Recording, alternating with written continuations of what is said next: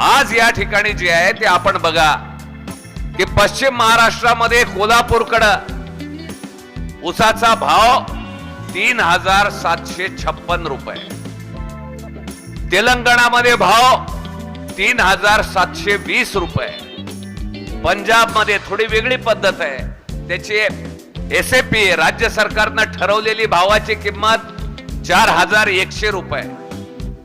अरे पश्चिम महाराष्ट्रातल्या ऊसाचा भाव 3756.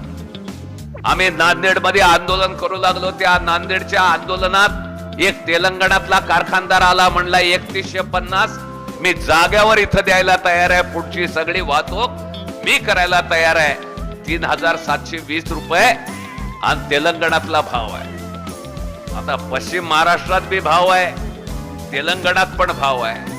म्हणजे पश्चिम महाराष्ट्रातल्या ऊसामध्ये साखर भरलेली आहे आणि त्याच्यातून साखर निघते, आणि आमचा ऊस गाळल्यावर काय त्याच्यातनं मीठ पडायला लागलंय का?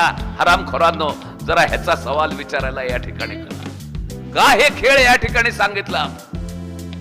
मराठवाड्यामध्ये रिकव्हरी कमी आहे म्हणून दाखवायचं. इथली व्हरायटी तिथली व्हरायटी काय फार मोठा फरक आहे अशातली गोष्ट नाही. व्हरायटी तीच आहे, मेहनत तीच आहे.